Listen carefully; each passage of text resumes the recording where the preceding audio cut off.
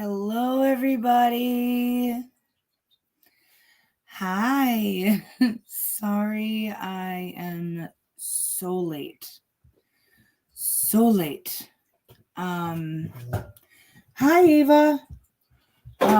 Wow. So Ava decided that she wants to say hi right away. Yeah. So I had to take poor little daughter up to the urgent care because she was not doing well. Oh my goodness. Oh, yes. I gotcha. Hello. Oh,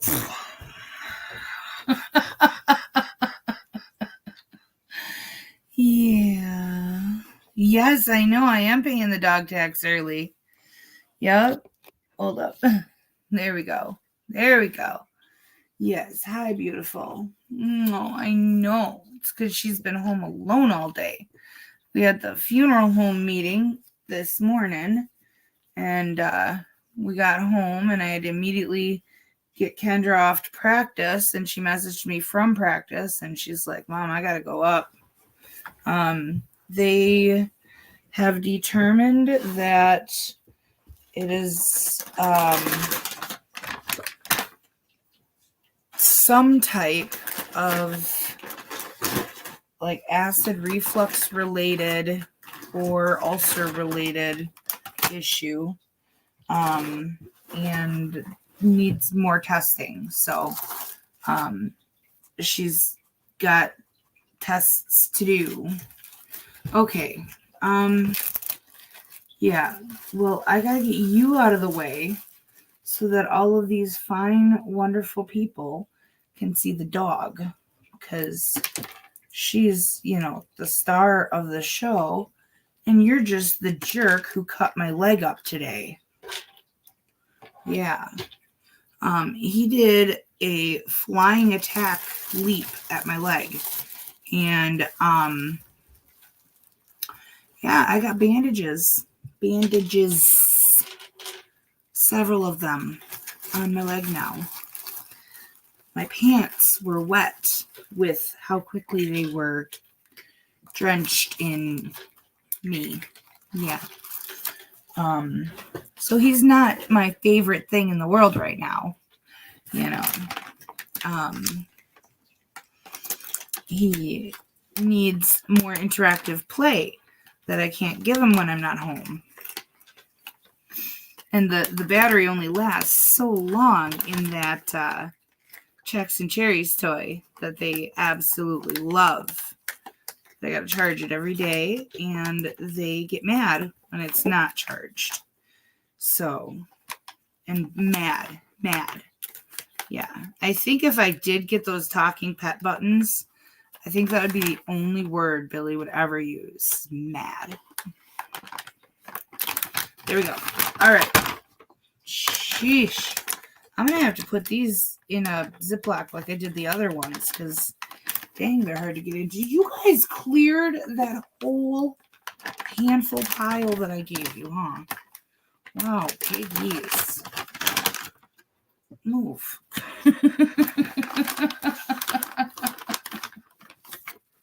Whoa, that's a big one. Oh, no time wasted. Hi, baby. Yeah. No time wasted on that, huh, Ava? You didn't get it all. You did not get it all. You piggy. Okay, one more. One. Whoa. Sheesh. That's my fingers. They're not sausages. They're just built like them. Oh, hi, Philip Heels and Robert. Thank you. Okay, I am packing up the dog treats. Oh, my goodness. Yeah. They're monsters. I tell you. Okay, let me go up and say hi. Hi, Emily. Hi, Brian Boggs. Hello, Shane. Hi, Philip Heals, my love. You guys are so great to always be by my side. All right, so I've got a couple cases that I saw earlier, and I couldn't help myself. And apparently neither could this girl. It was a shark attack, practically. Those chompers. Yes. She reminds me that the ocean's dark. Yes, and that is something that we were working on with her, and she was getting it. And then life broke loose, and she has not had me working with her for a minute. We'll get back to it. We'll get back to training. She's just overly excited.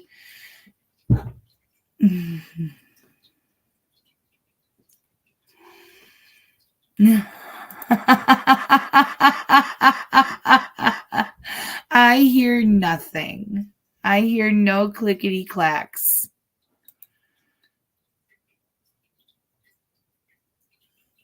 Uh-oh. Tammy's taking a napsy naps. She's okay. She'll be back. Yeah.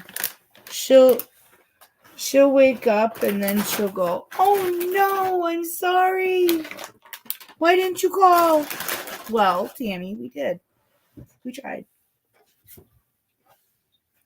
It's okay though, Tammy. We love you. And I know you will be here when you can. And you would be here if you could. So that goes for all of my replay crew friends too. I know you'd be here if you could, but this is kind of a late night. Got a late start, so I just got to wait for y'all to wake up and have to pee.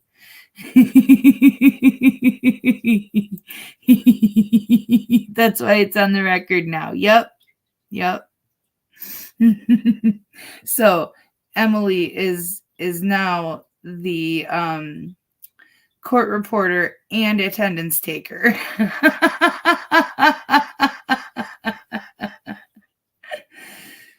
Oh, but yeah, long story short, my baby girl is on meal supplemental and protein shake diet until Monday or Wednesday, till the radiologist that is authorized to do the test is on site and the prior auths go through insurance to approve the test. And it was funny because you could tell the doctor was really irritated by the fact that the test that she needs requires a prior authorization, because he's like, yeah, I have to send it off for the insurance company to play doctor for the night. And when they decide that it's medically necessary. And I'm like, oh God, I'm like, yeah, but I'm assuming you know how to code and recode and code again until they get the point that it's medically necessary. He goes, yeah, I got this. She just so happened to get a doctor who he thinks what she has is something that he had when he was like in med school. And that was super helpful because he took it very seriously. And he told her when I went out to get my phone, he told her, I think what you have is what I went through, and I can tell you it's one of the most painful feelings there is. So that really, it calmed her down because she was really afraid that she'd go to urgent care and they'd just be like, oh, you've got gas, go home. They've done it. they do it all the time. But with him, he's like, I want full lab workups, check her pancreas. We're getting an x-ray. He's like, I want a live x-ray done with the barium. He gave her a GI cocktail. I mean, he was on it. He was doing every test. They had her hooked up to check her EKG and everything. And as the test results started rolling in on her my chart, she's like reading them. Mom, what does this one mean? Mom, what does this one mean? And I'm like, it means you need to stay the fuck off your phone for a minute. You know? No phone, no Google. Like, just wait. Yes, lots of unexcused absences for the moment. But I have a feeling they'll all bring passes later. But yeah, so anyways, when it rains, it pours. And part of whatever it is that she's got is somewhat stress related, which makes perfect sense. So I'm just so happy he took it seriously. So she deserved that. It calmed her down to know that it wasn't something that she was just experiencing alone. Someone else had it, you know, and they were the ones treating her for it. And that really helped her. So, but anyways, so I have 2 hearings today that I caught a glimpse of, and just I came home and did a quick edit, hit export, and here we are. So they're kind of fun. We're going to get right into them since I'm so late. I have to get to the right drive because I put these ones on my Palmy drive. And here we go.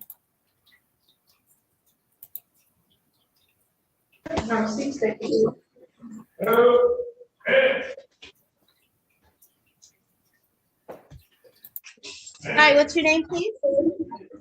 Jasmine Payne. All right, Ms. Payne. Calling case number 240-559-5801, People of the State of Michigan versus Jasmine Payne, counsel. Thanks again, Judge Steve Benson for the people. Jessica Sharp on behalf of Ms. Payne, who is formal reading, understands her constitutional rights and stands mute. Thank you, counsel. The court notes formal reading has been waived in interest of not guilty plea on your client's behalf. I'll hear arguments as to bond.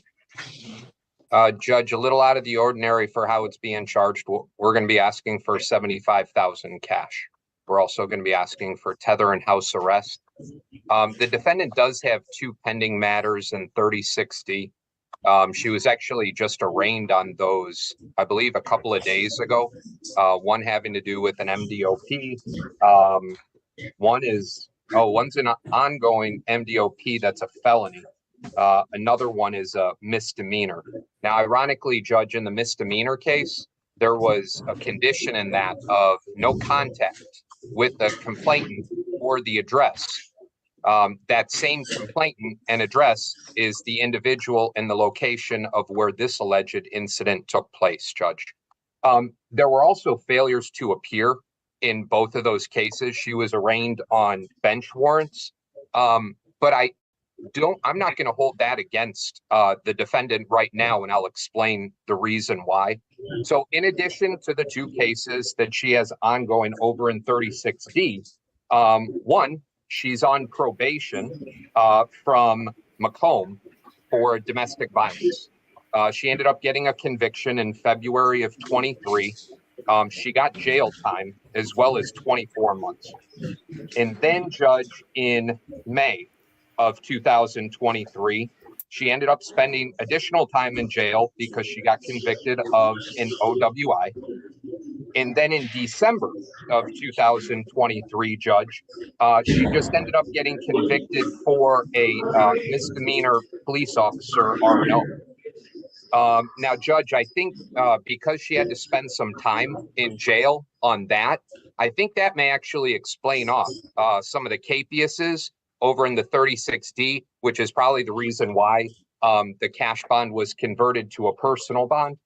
But in addition to all of that, Judge, while either, and I couldn't nail this one down, while either she was in jail for the OWI or the DV in 2023, she somehow successfully assaulted a prison employee and she ended up pleading to that.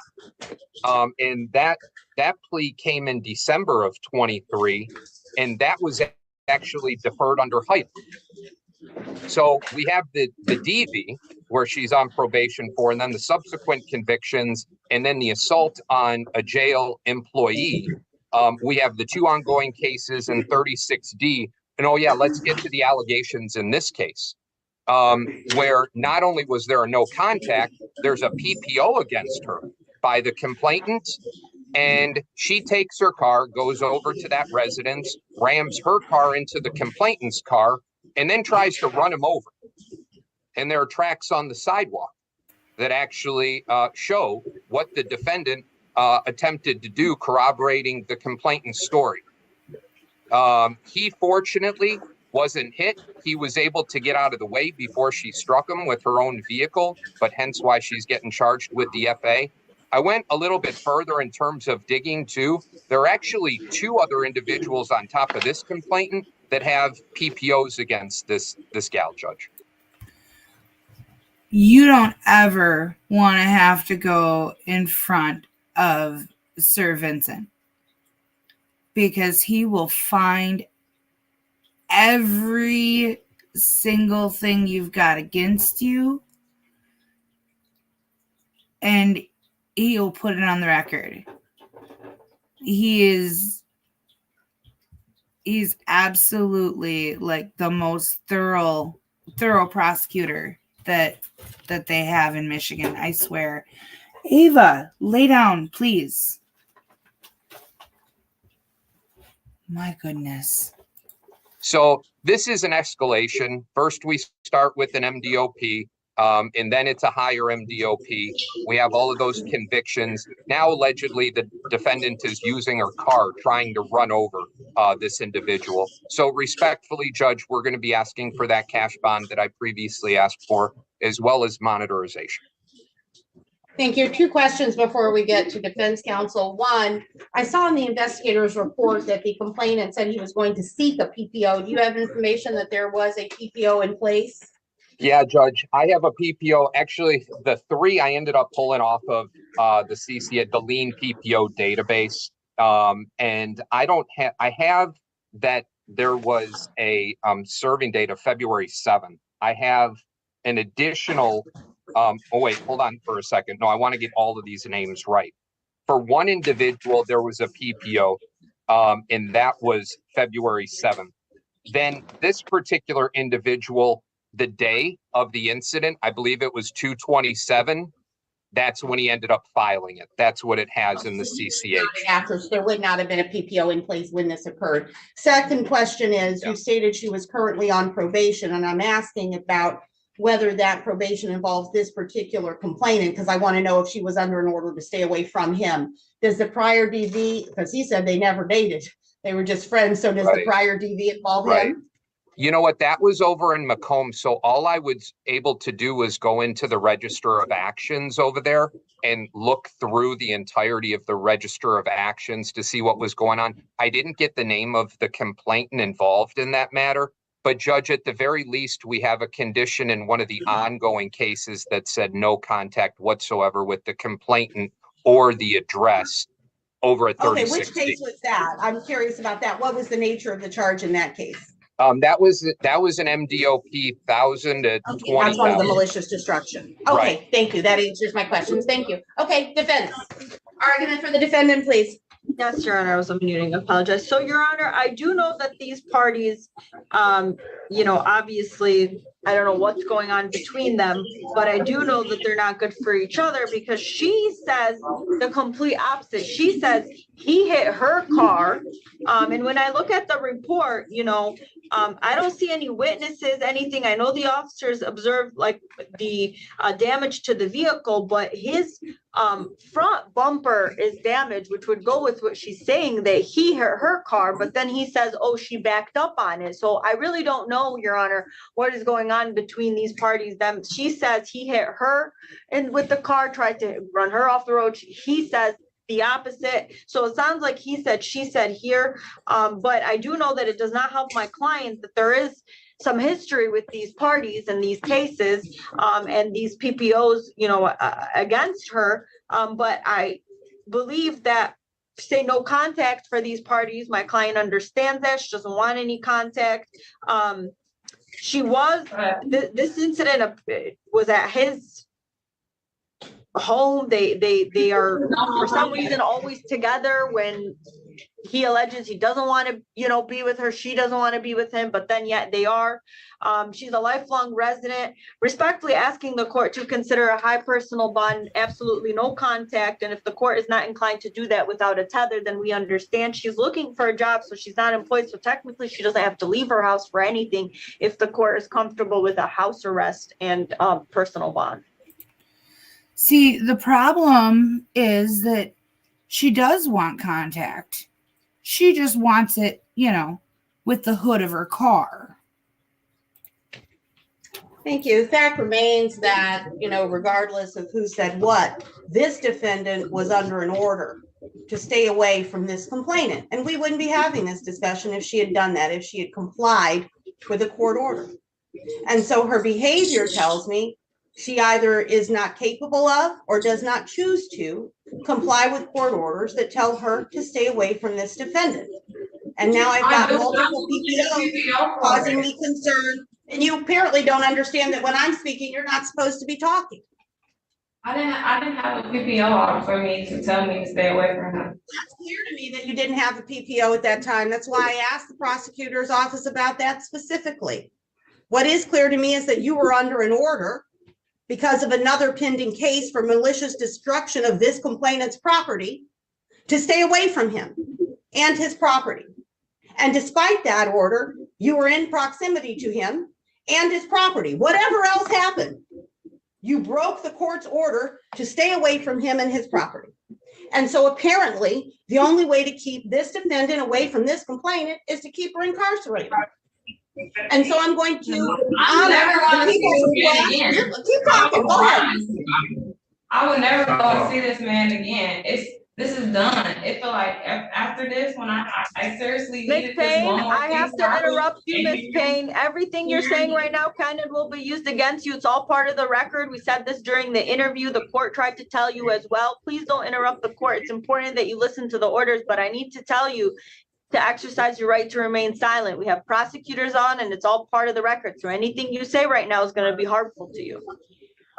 Yeah, I'm just letting you know I would never go see this man again because I don't want to go see this man again. But I never knew a PPO was out anyway because I went over there. If I knew something was domestic, I wouldn't keep on violating my rights because I don't want to keep going to jail. I have been in jail for 3 years for this man. And y'all think I still want to be here and still want to go back and still get house arrest and still getting charged with this man? Well, let's see, you've been in jail for 3 years, yet there you were with him 2 days ago. 3 years versus 2 days. So suddenly you've come to your senses. I don't know. Bond is set at $75,000 cash. GPS house arrest before she leaves the jail. If she makes the bond, there is to be no contact. One more court order that you are to have no contact with him or attempted contact with him. We'll see if this one works. It will. Next court date is a bond review hearing next Monday. You better be quiet so you can hear when to show up for court. If you're able to get out, March 4th for the bond review on Monday. March 7th for probable cause conference, March 14th for preliminary examination, both of those in front of Judge Giles, the 4th in front of McConico. You're not to have any contact or attempted contact with the complainant, nor are you to go to his residence or place of abode. and you are not to purchase or possess any firearms or other dangerous weapons during the course of your bond. And if you're able to make bond, there will be no driving. Okay, thank you. Thank you. Why do I gotta pay the highest bond and they acting like I could pay it? So I can't get out of here until By now, I guess it's gonna take a lot more explaining. Please go on. so I can't get out of here until that bond paid. Correct. Can somebody explain it?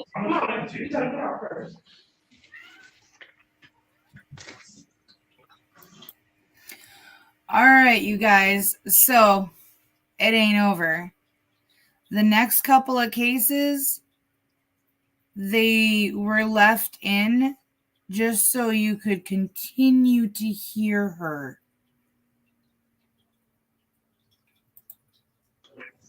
Ms. Martin? What? What?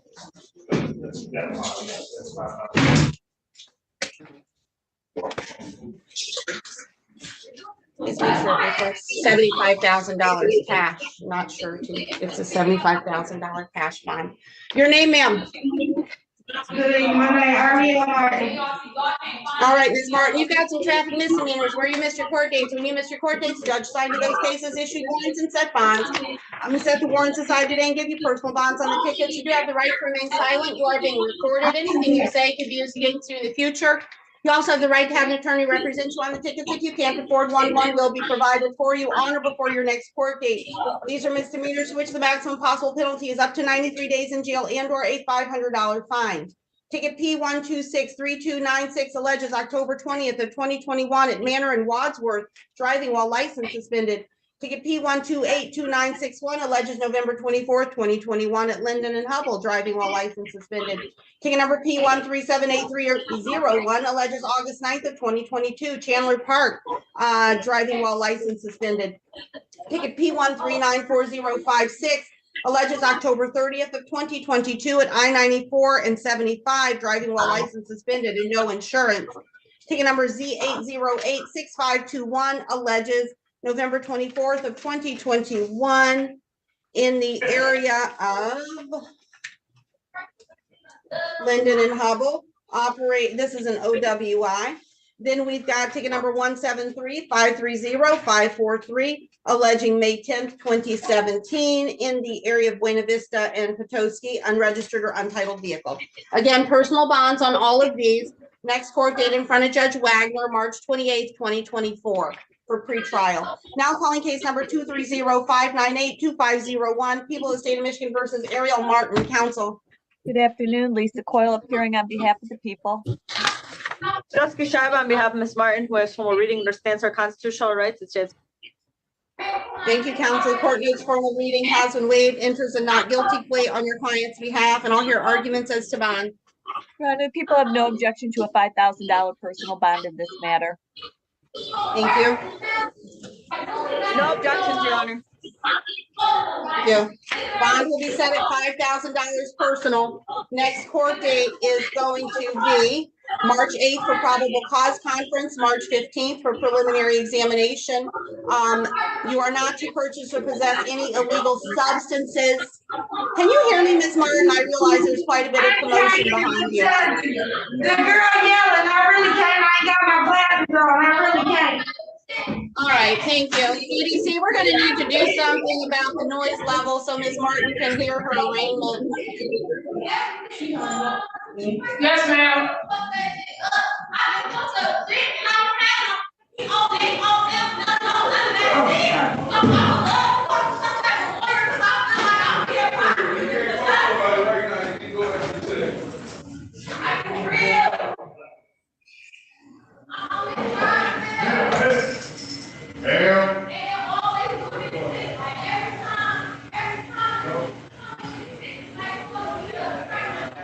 All right, Ms. Martin, can you hear me any better now? Yes. All right, thank you. Your bond is set at $5,000 personal, ma'am. You don't have to pay to get out of jail. Your next court date is going to be a probable cause conference, March 8th. Preliminary examination is set for March 15th. Those are both in front of Judge Sabri. You're not to drive without a valid license during the course of your bond, and also you cannot purchase or possess any illegal substances. That includes prescription drugs for which you do not have a prescription. All right, thank you. So for those of you who missed it, she very loudly proclaimed, "I'm going to F that B up."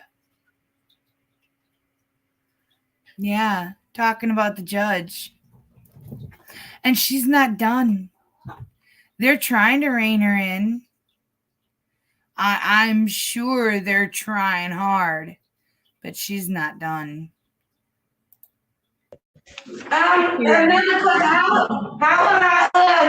remember my court dates? I get something in the Ma'am, mail. they'll give you something there, ma'am. They'll give you some paperwork, okay? Thank you. All right. 60 days. Sorry,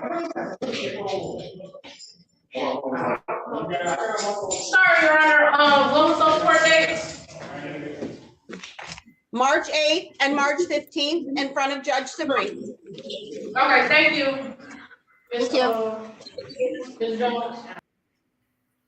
And if you missed it also, you could hear the corrections officer saying 60 days. You got 60 days. So she's going in the hole, y'all. She's going to hit the shoe. She needs to get the shoe right up the arse. Thank you. Good afternoon, Good afternoon. What's your name? Purdy Jones. Okay, Ms. Jones, good afternoon. Calling case number 9507134301, People of the State of Michigan versus Purdy Jones. Counsel? Thanks, Judge Stevenson, for the people. Jessica Scheibe on behalf of Ms. Jones, who is formal reading understands her constitutional rights and stands mute. Thank you, counsel. The court notes formal reading has been waived and enters a not guilty plea on your client's behalf. This is a case from 1995. Sure All is right. Positions as to bond? personal. Okay. No objections, Your Honor, but can we just know what the maximum penalty is on this? Because they don't have a file. It's so old, and we know things have changed with this, and we want to make sure she has the accurate information. So this is a malicious destruction of personal property. I'm looking to see what statute is charged. If it's I mean, under sound 100, I- it's a misdemeanor. Over 100, it is a felony. And I also think it's actually changed since then. And in terms of how it was charged prior and how it's charged. And that's what, why we were asking. So I'm looking for the complaint. Because it's so old, I don't have that. I'd just like to make a record right now. I tried to keep this as short and simple as possible, and it wasn't me who asked you that question, Judge, and elongated this. Oh, no, it's okay. Well, this is the last case of the day, and I like research, so let's just take a moment.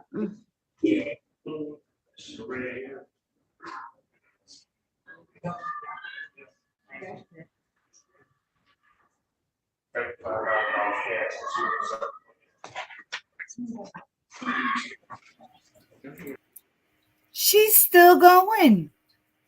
You can still hear her.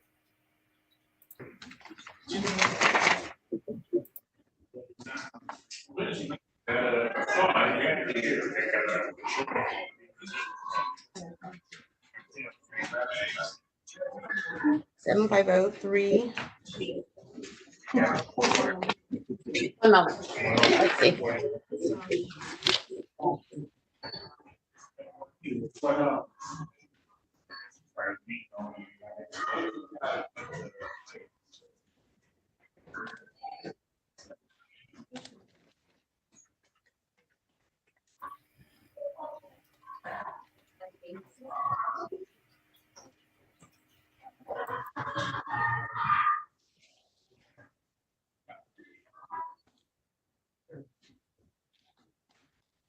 I've got two different statute numbers here, which is a little bit confusing. So just give me one moment.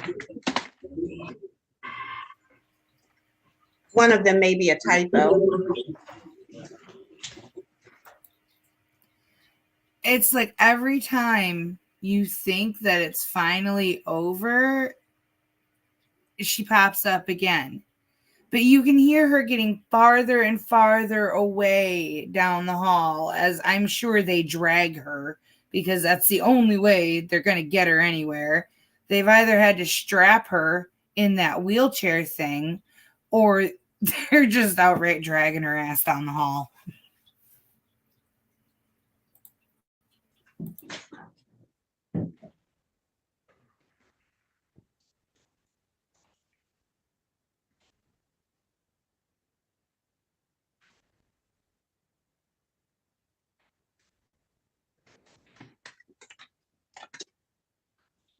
Let's see.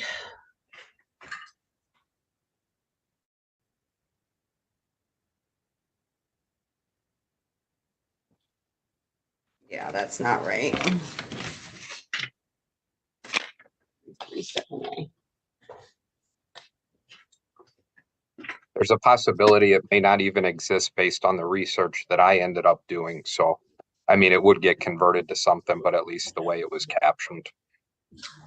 Yeah, so I'm looking at a 2023, because I don't see the statute. I'm linking to a 2023 unreported case, Singleton.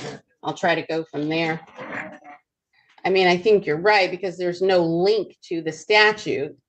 However, this case, this is an appeal, so it involves a prior conviction under that statute. Maybe one of Ms. Scheib's plethora of law clerks can get into it too. Yep, that's gonna be one of theirs that's gonna have to go through. Yeah, it's finally quiet. And the thing is this case is actually interesting. Now, I can't tell you for the life of me what this case is about up to this point, but I do know that it was interesting. But I only was able to start paying attention here. Tried just doing it without the subsection A. That just takes me to a whole different use of indecent and vulgar language. That's not what we're dealing with. So let's see if any, oh, no, it's not going to give me that. What do they say about good intentions? They're the pathway to something. I'll be here all night. 337. May I interrupt? Yeah. I'm Sure. looking at the ROA, and I know MVP over 100. Unfortunately, I'm old enough to practice before the law changed. Okay. And yes, just like RCSP used to be over 100 was a felony, this as well is a felony. And if you look at the top of the ROA where it says case number, it's 950713431. And if you see FY, it says felony. So I'm very certain this is a felony. It's just, Okay. it's been So- converted, but okay, we'll just leave it at that. Well, so the you're issue not- for me is, as a matter of arraignment, I need to be able to tell her a felony for which the maximum possible penalty is XYZ. And that's what I I'm having believe- difficulty finding. I believe I'm going to check, but this is off the top of my head. It's either a 4-year or 5-year felony. My guess, I'm going to say it's a 4-year, but I'm going to look for you right now. Thank you. This is so ironic when I just come on the screen and say personal and it's like our longest case of the day. Yeah, but this is part of arraignment. Part of arraignment is that Oh, the defendant absolutely. has to be advised of Oh, the maximum possible penalty. That's what's catching us up. All right, Ms. Jones, this is an exercise that we're going through so we can advise you of what the maximum possible penalty could be. Ironic, as the people say, because you are probably nowhere near getting anything close to the maximum possible penalty in this case. And you're getting a personal bond today. According to the people, that's what they're requesting. So you're not going to have to pay to get out of jail. We're just trying to advise you of what your maximum possible penalty might be as the case goes forward, even though it likely would not apply to you. Okay.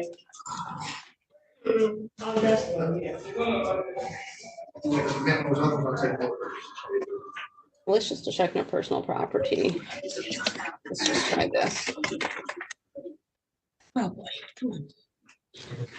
Your Honor, may I ask if it's being set in front of a judge for felony, like what court dates and stuff, so we know how It's being set, it's set in front of Judge Sabri, so all that, Okay. now we're down the line that it is a felony. I would agree Okay. that it's charged as a felony, but I'm just trying to understand the maximum possible penalty.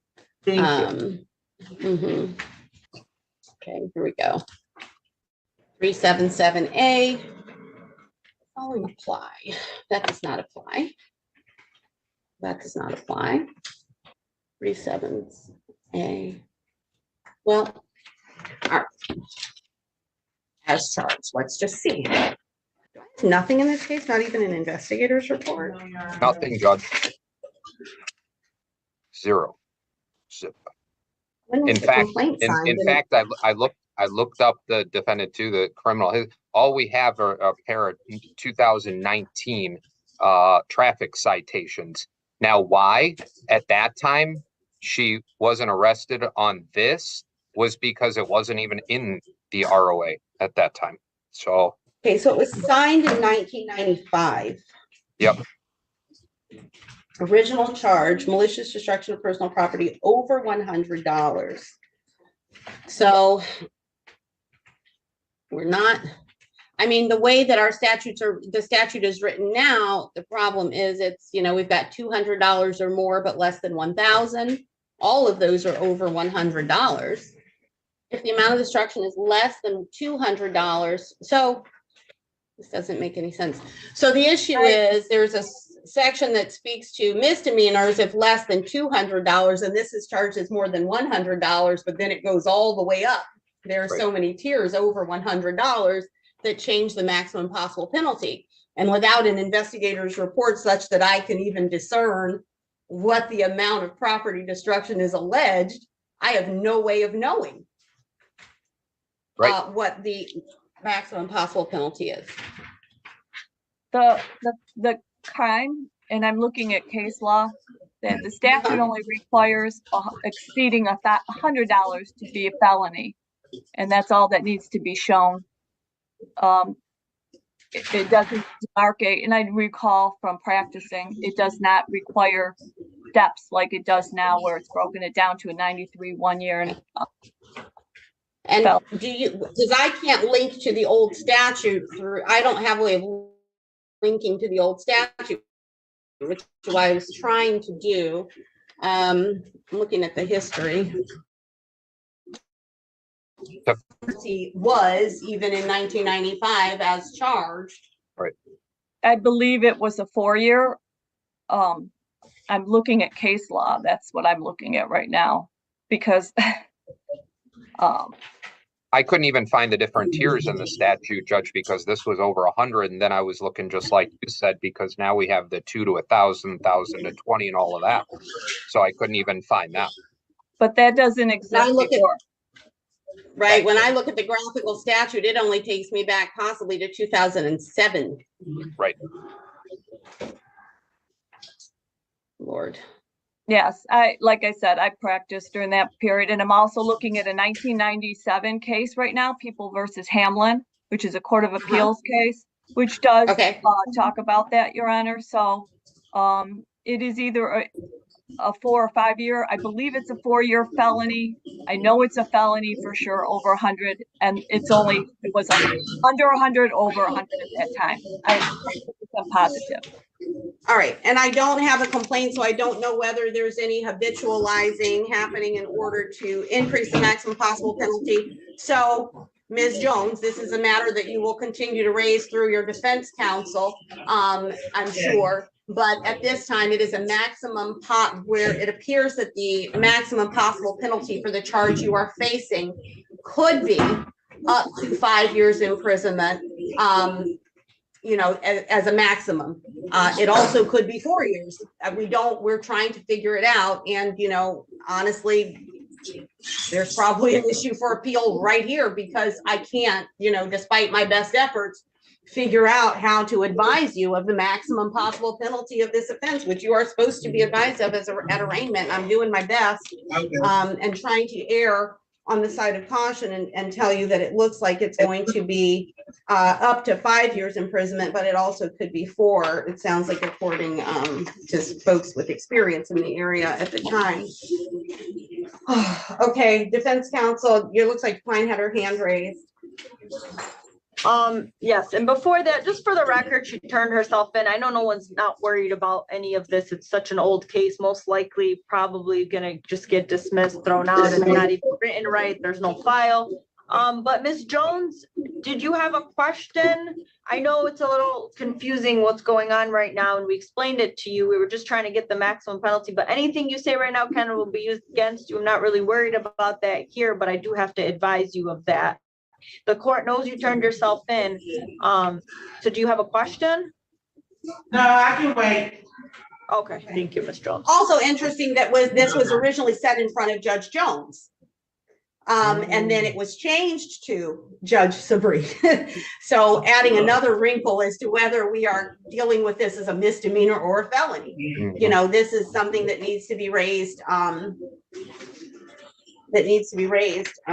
in front of the judge in terms of figuring this out and where it should be, because the fact that it was originally placed in Judge Jones would cause me to believe that it was being charged possibly as a misdemeanor and not a felony, for which the maximum possible penalty would be up to 93 days in jail and or a $500 fine. So now we're all over the place. We're all over the place with this.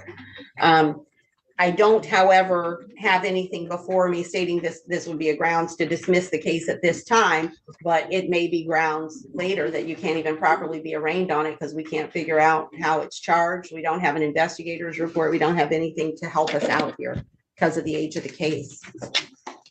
At any rate, at this time, I'm going to set a personal bond. I'm going to set a personal bond in the amount of $500 because it's not clear to me that this is going to go anywhere at all, really. Not a flight risk since she turned herself in, not a danger to the community given something that's from 1995. I don't even have an investigator's report so that I know what those allegations were in 1995. All right, but Judge, here's the $64,000 question. Are we getting a pretrial date or are we getting a PCC? And well, at this point, it's been transferred to Sabri, so you're going to get a PCC as well as a prelim date because it's with Judge Sabri. But that's, you know, it needs to be raised with Judge Sabri and probably brought to Judge Sabri's attention that this was really just recently in 2023 set before Judge Jones and then transferred to Sabri. So somebody's going to have to, somebody who has a lot more time to figure this out is going to need to figure it out. Yeah. Okay. All right. All right. Next court dates are going to be March 8th for probable cause conference, March 15th for preliminary examination. And they're both set in front of Judge Sabri. Your bond is $500 personal. You don't have to pay any money, get out of jail. Just show up to the court date, talk to the defense attorney, and, you know, hopefully they'll help you raise these issues, start this mess. Honestly, it may be grounds for dismissal that we can't even figure that part out. All right. Thank you. All right. Bye-bye. Okay, White House is around and I get my stuff so I can get out of here. I don't blame her. All this time later. Okay. All right. That was it? I'm to see you, and it's a little complicated, Mr. Vincent. You know what? It's always fun though, Judge. I appreciate it. All right. See you later. All right. See ya.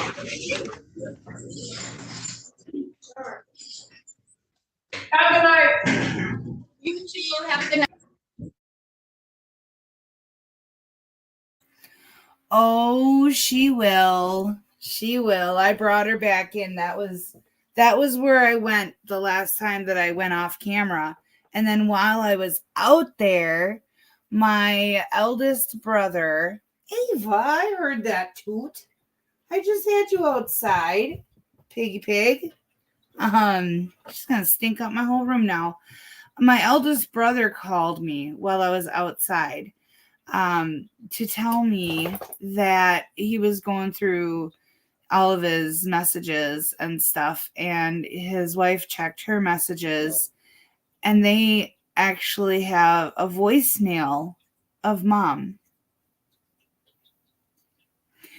And on it, I guess she's talking about her stroke that she'd had, one of them, and I don't even know how it's a voicemail, but it is. And my brother said that she's smiling and that you can hear her smiling in the call, and that on it she says, "I love you." He said it's the greatest thing ever to hear. So he's going to send that to me so that I can do my audio magic and clip it out and make sure everyone in the family has a clip of mom saying, "I love you." So that's so cool. That's really awesome. I'm stoked. I really am. I'm stoked to hear that. So, on with Ava, right? Right?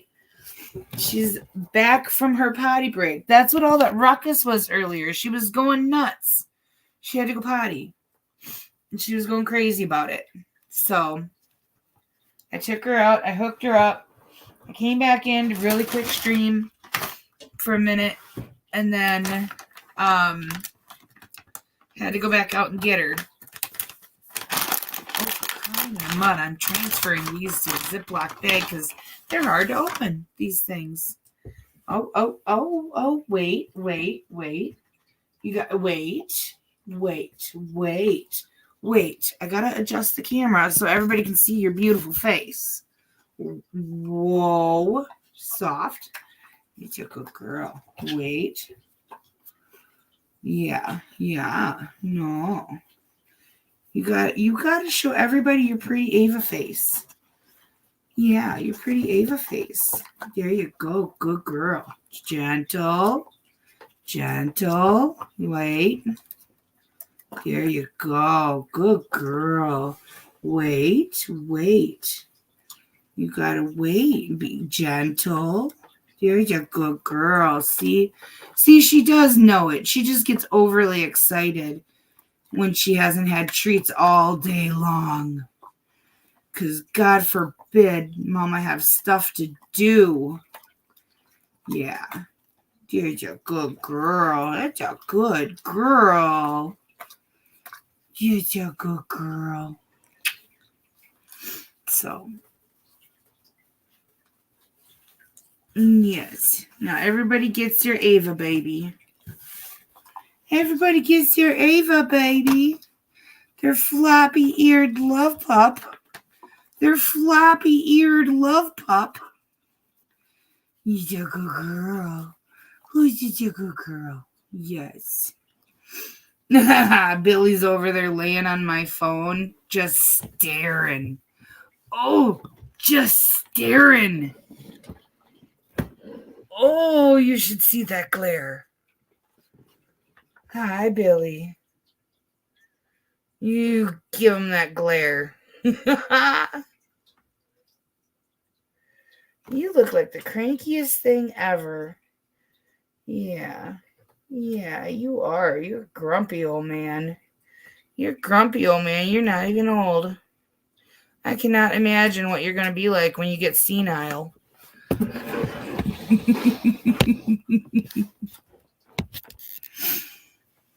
Oh, thank you, Catherine Gaston. Thank you so much. I know that's for the treat fund. I know that's where that goes. Dun dun dun dun dun dun dun dun dun dun dun dun dun dun dun. Yeah. I know where you're going with that, Brian Boggs. Yes, please.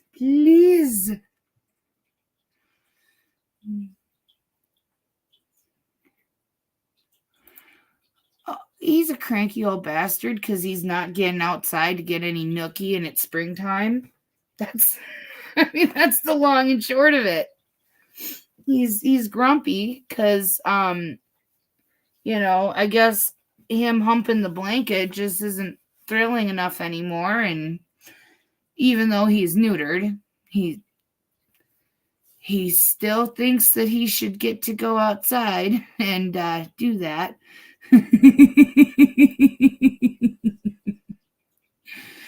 Yeah, I know. This is the Ava show.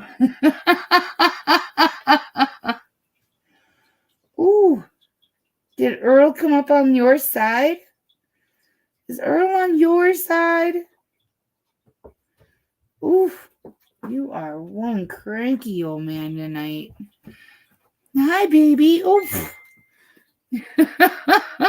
Somebody wants some love.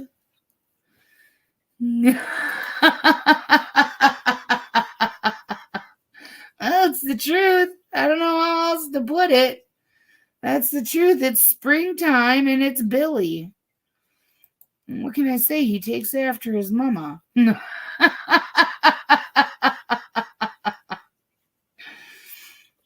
Oh my goodness, you are just an attention hound. You gotta have all the loves. You gotta have all the love. Oh, she is such a cuddler tonight. Yes, she is such a cuddler. What's up, Cranky Pants? Ooh. Cranky Pants going after Earl. Did you just push Earl into the window? Did you just push Earl into the curtain? Like, you just pushed him into the window. Wow.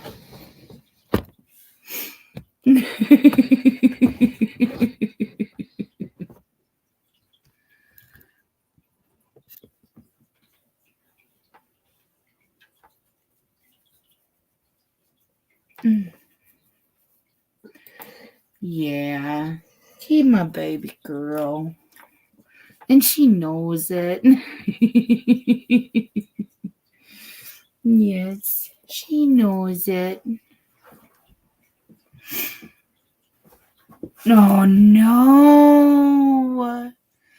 You can't be out of coffee. My cup's empty, but I'm far from out. I would never run out.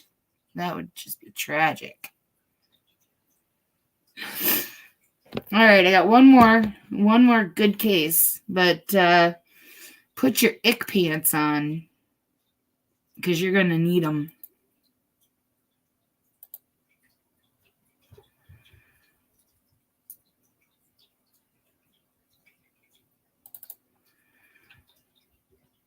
Miss Johannes is the defendant with you. I'm his ISO, yes. Okay, is he physically with you? I don't. He is not physically with me, no. Okay. Okay, I have a box marked HMD Global Nokia. And who are you? Daniel Blackwood. Mr. Anderson, are we expecting anyone else for this hearing? Just to confirm, is Rebecca Hardman Mickelson, are you the foster mother? Yes, I am. Okay, then I'm not really expecting anyone else, Your Honor. Okay. This is in the District Court of Ellis County, Kansas. It is case number 23 CR 300006, State of Kansas versus Daniel Blackwood. May I have an announcement of appearances, please? Thank you, Your Honor. May it please the court. The state of Kansas appears by the Ellis County Attorney Robert Anderson Jr. The defendant, Daniel Blackwood, appears via Zoom and pro se at this hearing. Okay, and Mr. Blackwood, you were sentenced back on January 22nd of 2024, and that included a no contact order between you and SW. You have filed a motion to lift that no contact order. Yes, sir, I have. Okay. Would you like to present your evidence? I filed the no contact order motion because I would like to have her back in my life. because of our relationship, and because before I went to jail, I had her mother's and father's permission to date her, and we also had an engagement where we would like to get married at some point. And, I'm just trying to see if I can get that dropped or not. Anything further, Mr. Blackwood? Not right off the top of my head, no. Mr. Anderson? Your Honor, I'm gonna want to hear from Ms. Hardman Mickelson, but before I hear from her, I would proffer to the court as evidence that Mr. Blackwood is currently 22 years of age, having turned 22 in November. And SW, I believe, is 16 years of age. Let me just confirm. That's correct. The court records show 16 years of turned age. 16 in November. Late November. Right. Also, I proffer for the court that she's presently in state's custody as a child in need of care, and that Rebecca Hardman Mickelson is her foster parent. Correct.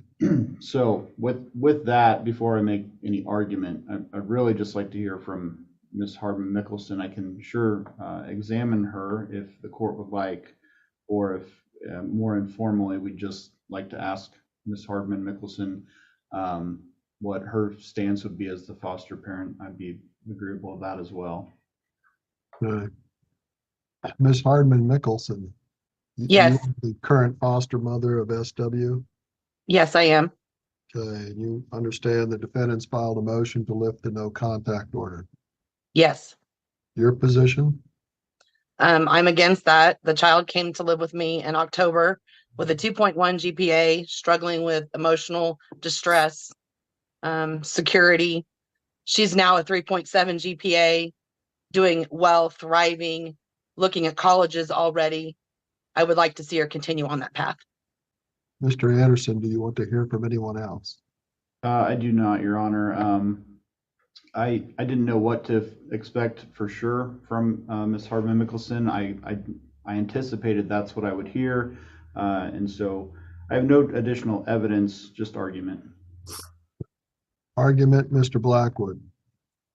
I would like, I understand where she's coming from with her schooling, but if you look at her life before I came into it, she skipped school, would not go to school, had problems with self-harming and suicidal ideation. Since I have come into her life, she had started going down the path of not doing drugs anymore because we are both recovering drug addicts.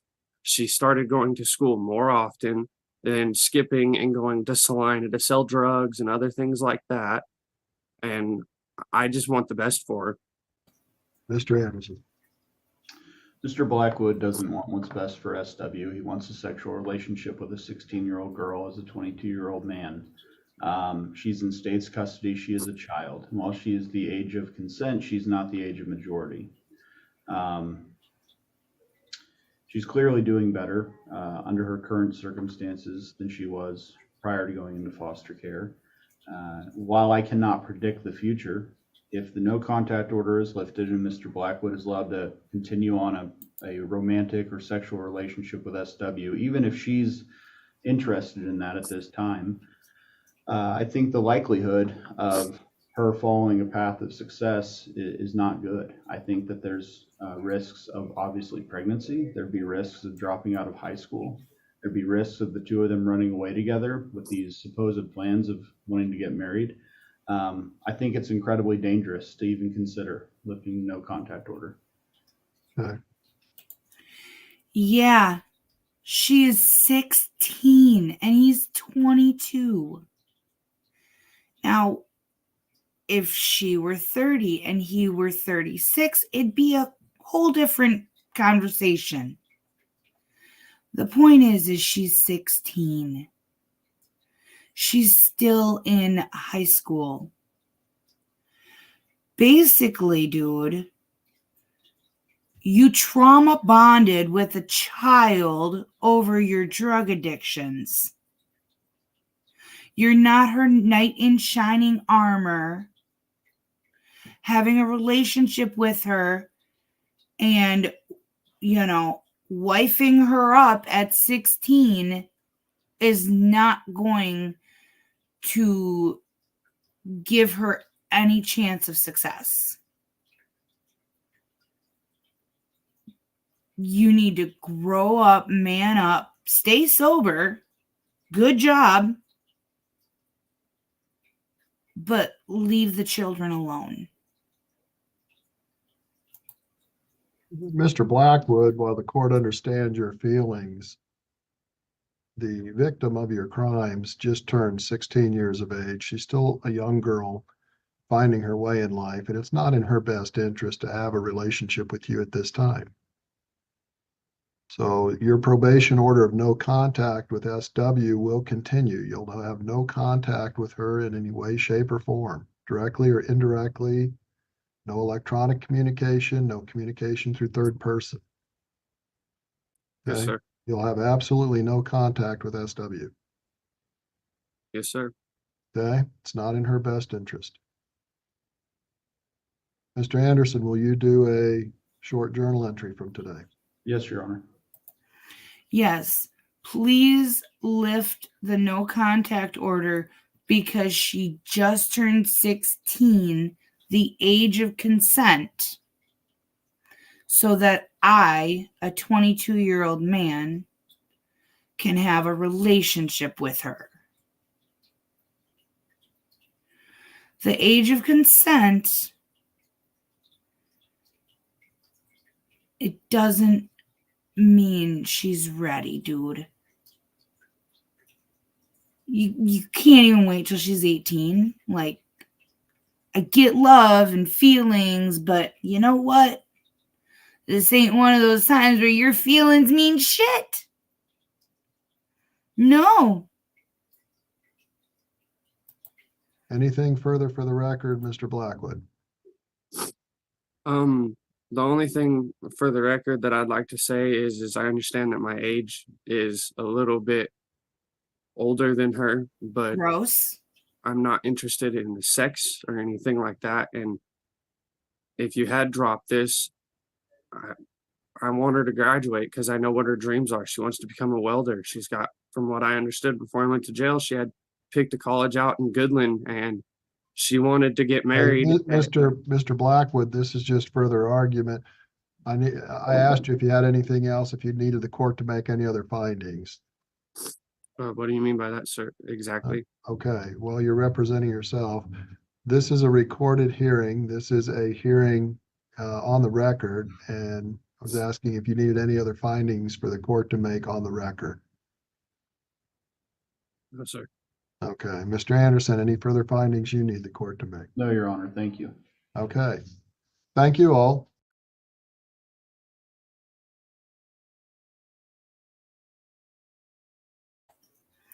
I hope that he understands what the word no means. I mean, we have no evidence that he's broken the no contact order thus far. He went about it the proper way of filing a motion rather than just showing up on her doorstep.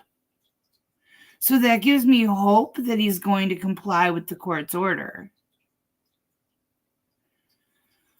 But it's just, we all knew what you meant, sweetie.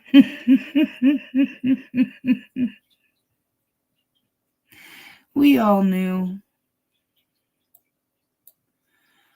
But yeah, it's just wrong.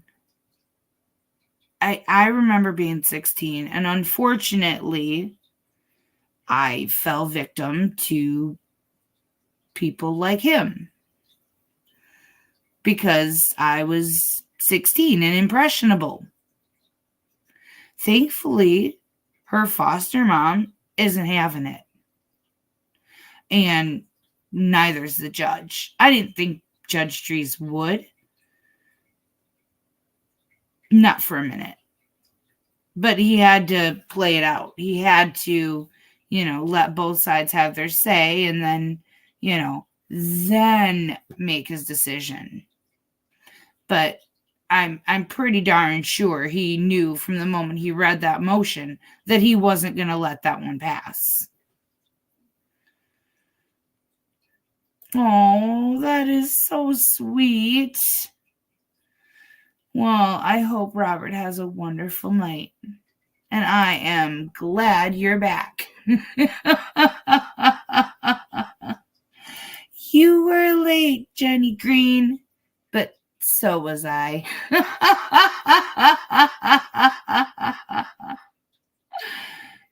Oh, you're happy you're here now, though.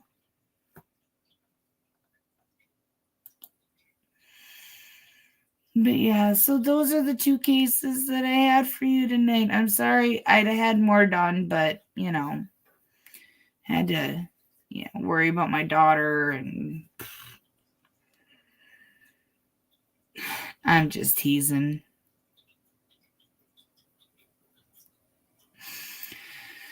But I am gonna try to get a little sleep because I've been running on 4 hours for the day.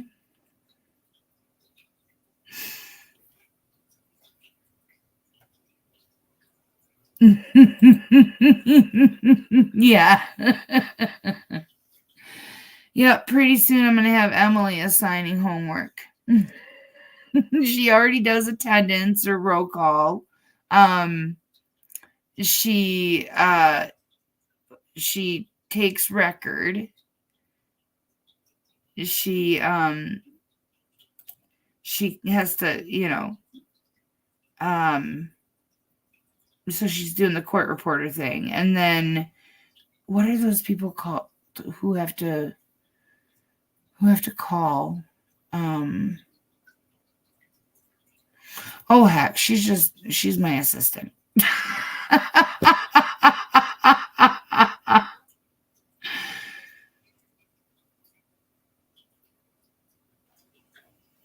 But she and Tammy. I don't know what I would do without those girls. I'll be honest. Yeah, you're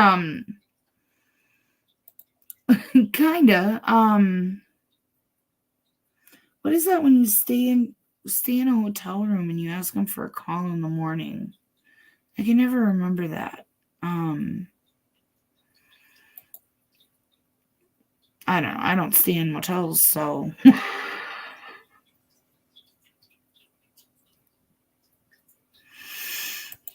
Thank you for showing up, Lisette Panette, honey. I love you.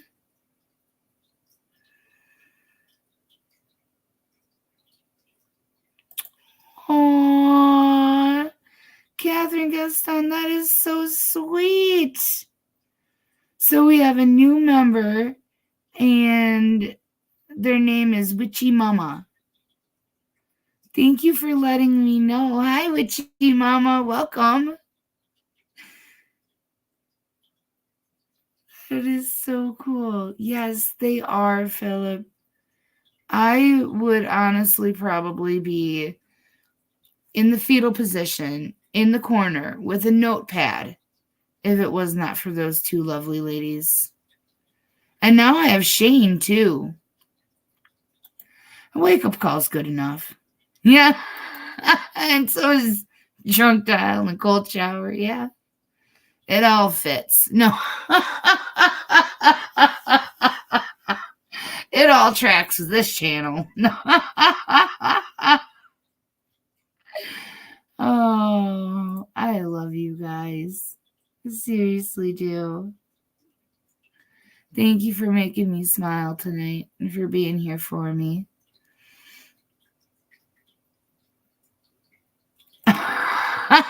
I don't know. I guess so I'm not gonna get to ask you. It's an outright no right from the start. I don't even get to ask.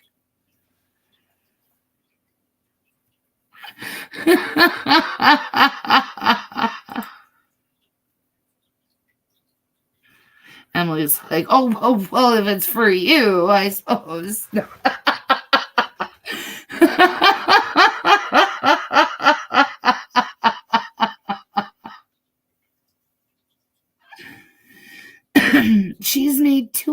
ounces. And you know what that means? That means she's had twice the amount of treats. And you know what that means? That means twice the amount of farts in my bed. Not from me either.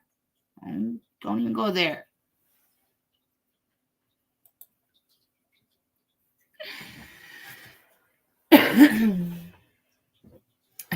I just look at her and that tail starts whapping.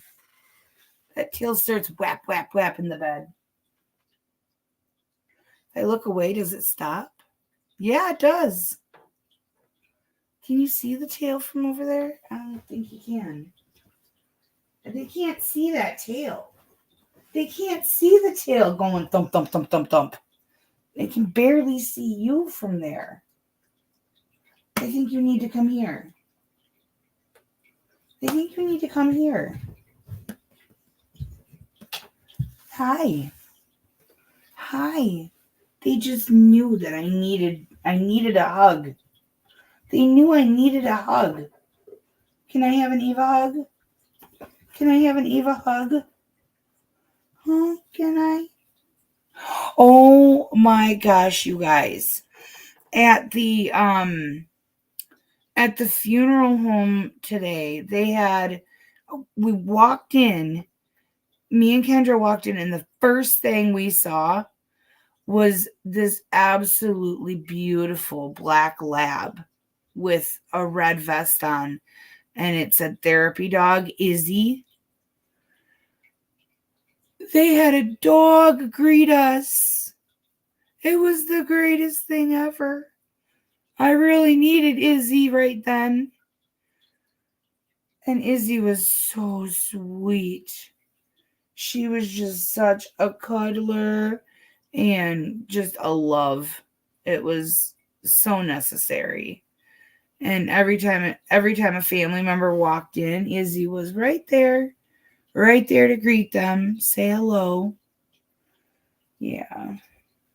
Yeah. Oh, and then I get even better hugs and kisses when I come home. Yes. Yes. She's like, Mama, you smell like other dog. Hi, crazy old lady. Hi, sweetie. I'm sorry that you forgot your glasses in the other room. But all of the comments, I'll read them all to you right now. They say, we absolutely love Crazy Old Lady. Crazy Old Lady is the coolest. Crazy Old Lady is so sweet. I just love Crazy Old Lady. Man, they're all about you.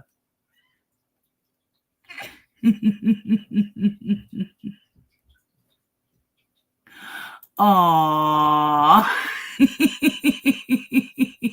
You're so sweet.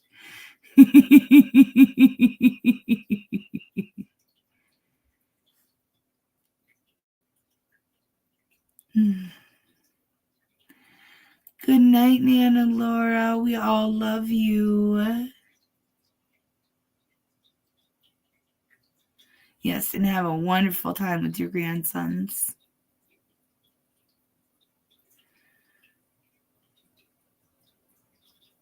Oh, Catherine, honey. I love you.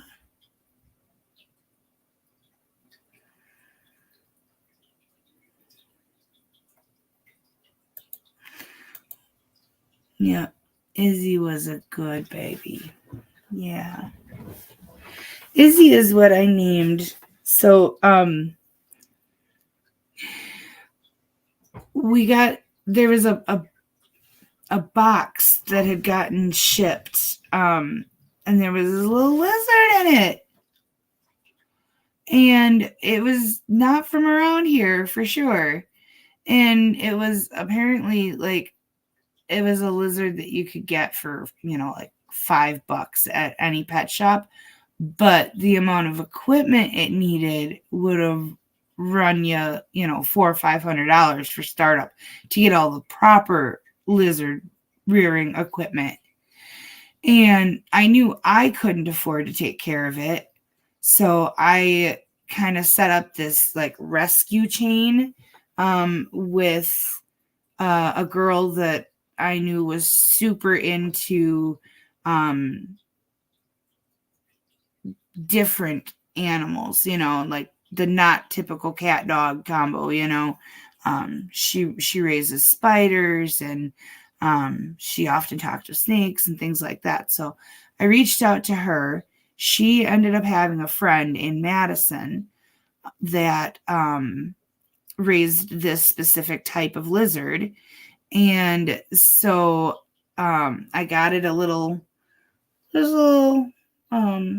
carrier aquarium thing like that big, just one of them little handheld ones. And I set it up with some stuff and just to get it through until we could do the handoff. And yep, I took my little Dymo printer and I printed Izzy the Lizzie right on it.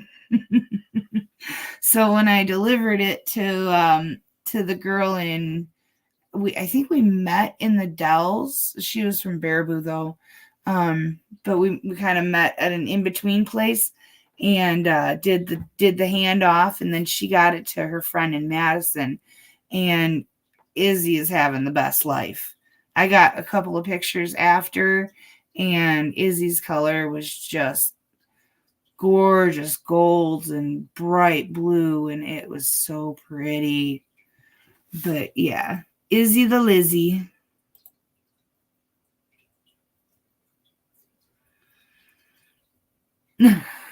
Yeah, I'm getting told to go to bed. That's what it is. It's never that Philip is going to bed this time. This is about the time where Philip starts telling April to go to bed. Yep, right there it is. Oh, and I learned something really cool today. Philip's going to love this one. So, it got brought up that my dad was the animal control officer when we were doing my mom's obituary and stuff. And the funeral home director was like, yeah, that's where I noticed that's where I remember you from. You at one time wrangled a goose or something like that. And we all started laughing because that story, the picture of my dad chasing the goose with his partner is hung up. It got printed in the newspaper, and that story is hung up in their dining room at my parents' house. So that was real cute. And my dad was like, he's like, yeah, I caught the goose, and I had to catch a kangaroo once, and lots of snakes. And he's going through the list, and then everybody's like, wait a minute, you said the kangaroo part so casually. What? Somebody had a kangaroo, and my dad had to go catch it, and because you can't have them as pets here. So I just thought that was so cool. Yeah, my dad was the animal control rock star back in his prime.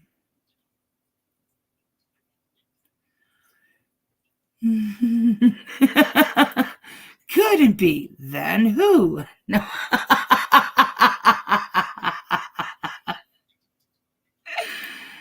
The thing is usually by the time he tells me, I'm already like nodding off. I'm wide awake, even though I'm running on 4 hours of sleep. I mean, it doesn't look like I am, but that's not sleep. But I should. Oh, them some mean ones. Oh, yeah. We do have those here. Because you can have those. Yeah. I've seen emus, and yeah, there's some meanies. What? My hat is moving on its own, y'all. Like, I'm sure it's not on its own, but I bet if I was able to show you the underneath, I bet there's something small and gray and white. I don't know which one it is. but it's one of them.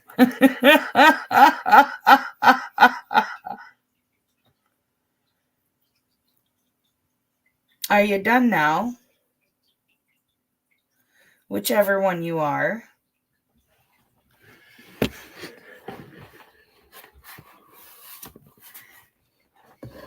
Let's see here. Who we got? Oh, hi, Earl. Hi, Earl. Oh, he was going to play with Grandma's hat.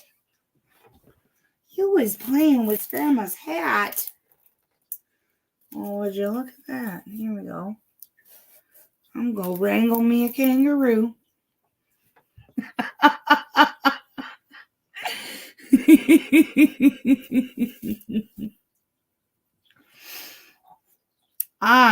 I'm the queen mouse catcher. Yeah, and we ain't far enough north for the moose.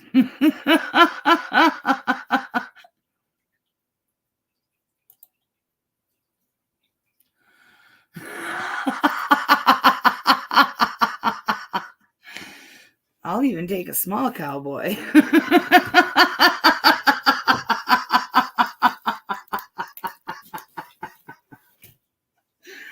Oh, you guys.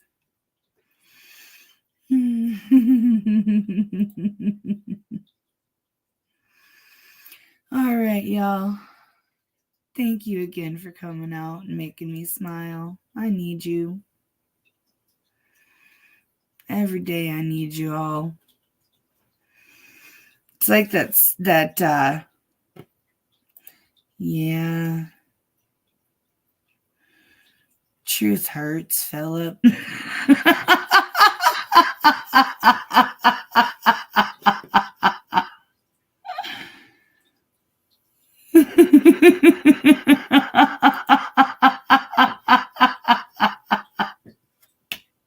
Earl is such a cowboy name, too.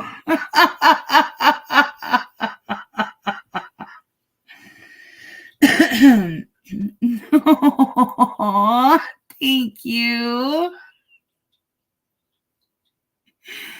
Oh. Thank you. My home needs it. It's been a rough ride. And just when I think it's over, something else comes up. It's crazy. Like, I just want to go back to my nice, quiet, peaceful life. I just want to stream court cases and not leave my house. Is that too much to ask?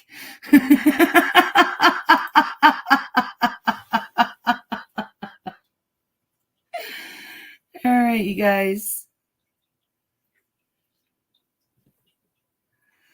Be safe, be well, sleep sweet, and much love.